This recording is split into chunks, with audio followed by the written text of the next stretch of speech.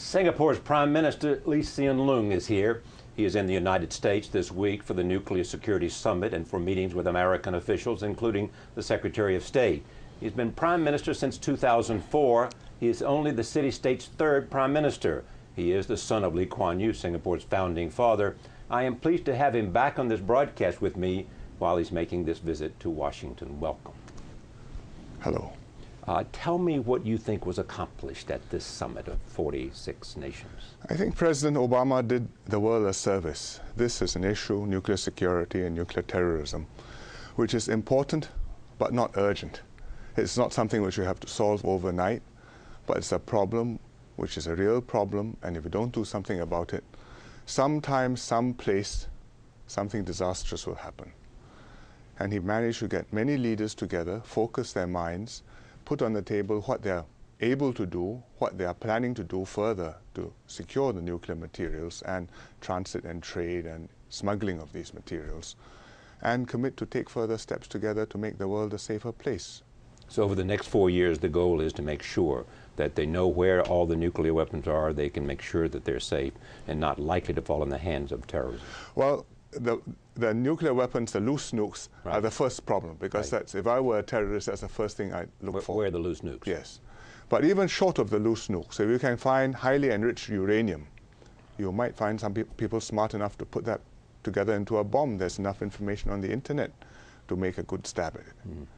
How much of the topic here was about Iran, or was that only among certain nations?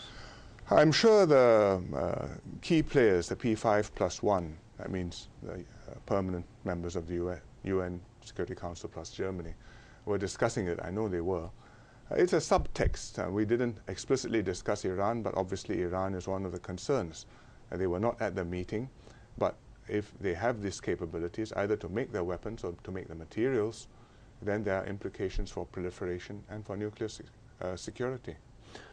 Give me your assessment, if you will, of President Obama's global leadership at this time. He came here after healthcare success in America. He came here after a deal with, he came to the summit with the Russians. And now this summit, is he becoming, beyond the fact that he represents America, an important player? America is always an important player, and the president is always a key person.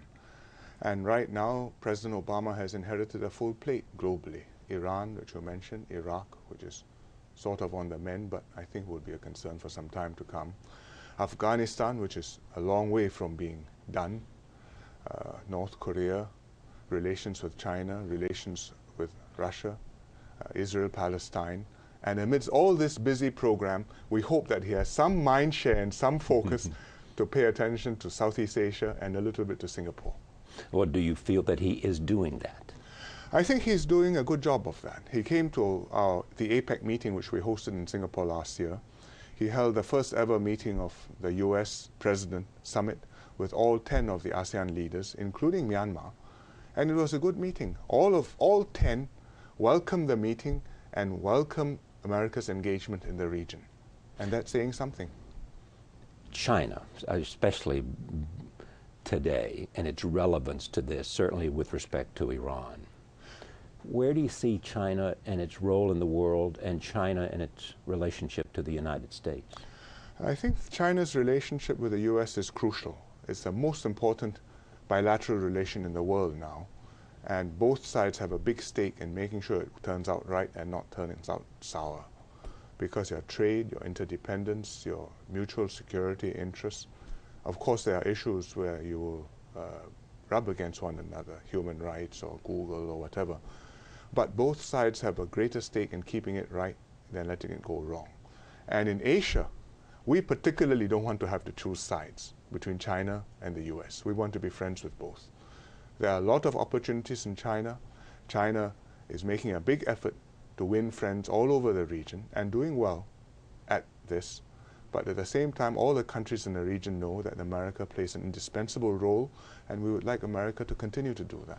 Are there things that America should be doing to make better its relationship with the region? China, but also Singapore, well, also Attention is, of course, one thing. I mean, if your mind is focused, many possible good ideas will come along. But one major area is trade. Our trade in Asia with China is growing rapidly. All your major allies in Asia, except perhaps the Philippines, have China as their number 1 or number 2 trading partner. So if you want to be at the table, if you want to enhance this relationship, and you talk about security and political relations, you must have economic relations, and you must take an active trade agenda.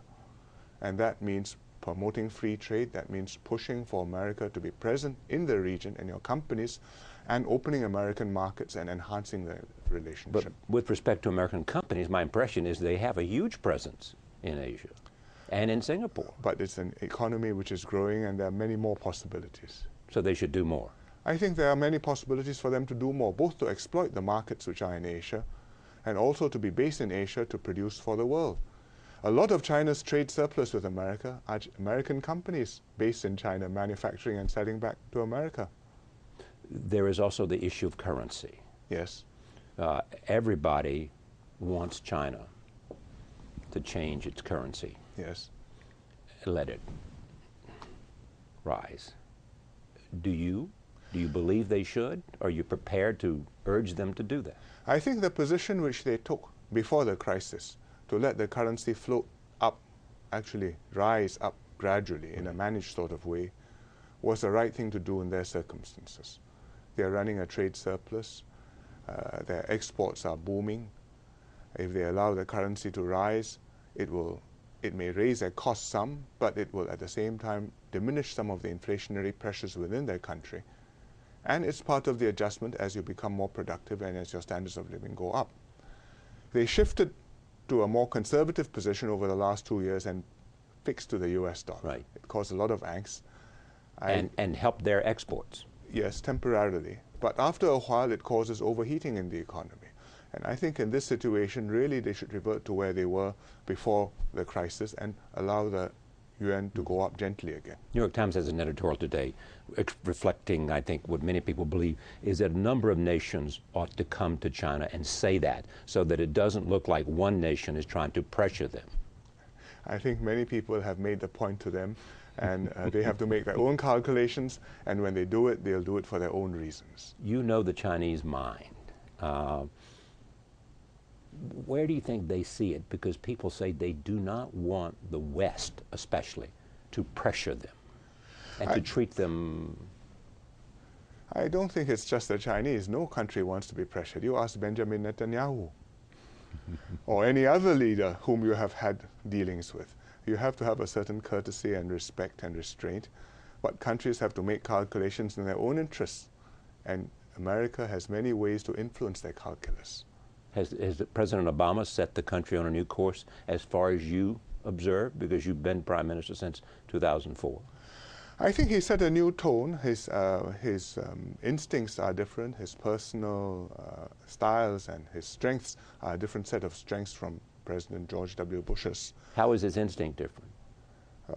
Well, I think he is much more prepared to start from talking with his allies rather than starting from deciding where America wants to go and then bring along a posse of the willing.